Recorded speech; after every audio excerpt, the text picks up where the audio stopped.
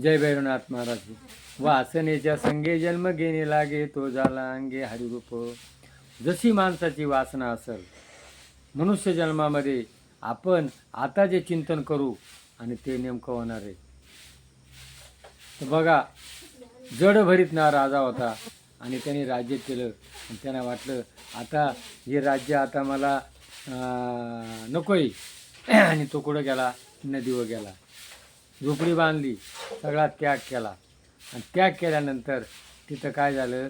हरीण आली. हरीण तिच्या पाठीमागं वाघ लागला होता. ती पाणी प्यायला आली आणि ती जनली, व्याली आणि ते पिल्लू टाकलं आणि त्या वाघाच्या भीतीनं ती पळून गेली.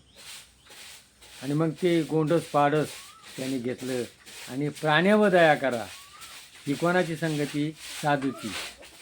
आज आज काय झाले? राक्षस झाले जगामध्ये. साधू प्राण्यावर दया करा हे राहिलं नाही.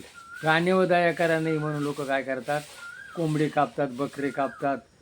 आज माणूस माणसाला खाऊ राहिला आहे म्हणून संस्कृती नाही. आणि मग तो काय केला? त्याने ते पाडस आणलं आणि मग आता त्याला तो कुठून तरी दूध आणायचा, त्याला पाजायचा आणि ते पाड त्याच्या बाजूने फिरायचं. आणि मग आता त्याला मरण त्याचं जवळ आलं होतं. त्यांनी मरणाचा विचार करायचा तर त्याने विचार कोणाचा केला? हरणाचा. हरणाचं कसं होईल? हरणाचं कसं होईल? आणि तो त्याचा अंतकाळ जवळ आला आणि तो मरण पावला. आणि मग जड भरत राजा हरणी गर्भी गेला, भोगतो निवाला प्रारब्धाचा. आणि मग त्याला काय झालं? हरणाचा जन्म मिळाल्यानंतर हरीण झाला. हरणाच्या पोटी जन्माला आला आणि हरणाच्या पोटी जन्माला आल्यानंतर आणि मग त्याच्या रानात फिरायचा. आणि मग फिरता फिरता त्या हरणाच्या कळपात राहायचा.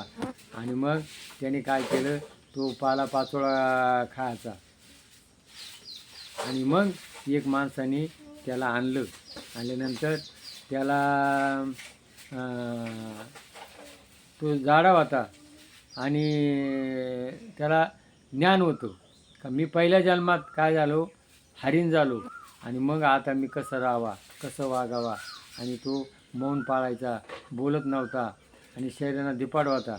त्याचे जे भाऊ होते ना ते त्याला काहीतरी पालापाचोळा खायला द्यायची, तो मुकाट्यानं खायचा, त्याला काम सांगायची. मग त्याने ठरवलं आता हे शेतं राखायचे, प्राण्यांना उचकायचे. आणि तो तिथून निघून गेला. निघून गेल्यानंतर नेमकं काय झालं? एक माणसानं देवीला बकरू कापायला कबूल, माणूस नरबळी देईल मला जर मुलगा झाला तर. आणि तो नरबळी देण्याकरता त्याने काय केलं? याला धरलं, त्याला आंघोळ घातली, त्याला हार घातला, त्याला जेवायला दिलं. आता बघा, तो मरणार होता तरी त्याला काय नाही, तो बिंदास होता. आणि मग देवीपाशी नेलं. आणि मग त्यांनी काय केलं होतं? जे काम, क्रोध, लोभ, मद, मत्सर, अहंकार ज्यांनी टाकलं तो साधू. आताचे साधू नाही, आताचे कोण आहे? भोंदू आहे काय. आणि मग त्याला तिथं नेल्यानंतर देवी प्रगट झाली. देवीनं जे मारणारे होते ना ते तलवार घेतली आणि त्यालाच मारून टाकलं. बाकीचे बिल्ल पळून गेले. मग सिंधू राजाचा राजा होता आणि तो त्याला राजाला पालखी बसायला असते ना, आणि त्या पालखीमध्ये त्याला एक माणूस कमी होता आणि हा झाडाजोडा होता. याला धरलं आणि ती पालखी धरली. पण आता याचं काय होतं? मौन आणि प्राणी मात्रा व दया. आजही जैन धर्मामध्ये काय करतात? जैन धर्मामध्ये अहिंसा याला जास्त मानतात. ज्या वेळेला आपण आंघोळ करतो पाण्यामध्ये काय असतात? जीवजंतू असतात, ते मेले जातात. म्हणून जैन धर्मामध्ये आंघोळ करत नाही, फक्त अंग पुसतात. प्राण्यातले याचे पाण्यातले जीव मरू नये. जैन धर्मामध्ये मौन असतं, तोंडावर असते, ब्रह्मचर्य असतं. आणि ते या अहिंसा तत्वाचं पालन करतात. आणि मग तो हिसका बसायला लागला त्याला. आणि मग तो त्यांना बोलायला लागला, बाकी अरे मला त्रास होतो म्हणून. ते बाकीचे म्हणून नाही आम्ही बरोबर चालतो, पण तो तुमचा दुसरा माणूस चालत नाही. मग त्याला सांगितलं, तर त्याने सांगितलं तू ज्या कपिल मुनीकडे ज्ञान घ्यायला चालाय तर तुझ्यापाशी काय आहे? अहंकार आहे. तू ज्या वेळेला अहंकार टाकशील, जर ज्ञान घ्यायचं ठरलं, काम क्रोध लोभ मद मत्सर अहंकार टाकल्याशिवाय ज्ञान मिळणार नाही. आणि ज्या वेळेला ही भाषा ऐकली तेव्हा त्या राजाला कळलं हा वेडा नाही आहे, हा कोणीतरी ज्ञानी माणूस आहे. आणि मग त्यांनी त्याला नमस्कार केला. आणि मग जडभरत राजांनी कोणाला उपदेश केला?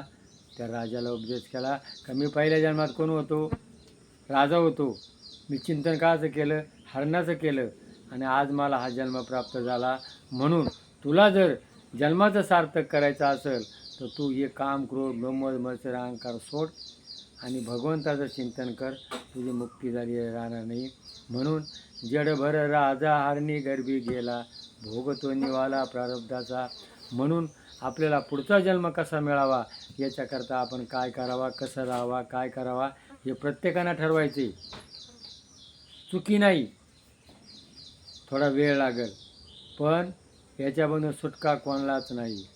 म्हणून काय करा, जगा आणि जगू द्या, भगवंताचं चिंतन करा, प्रेमाने राहा, प्रेमाने वागा.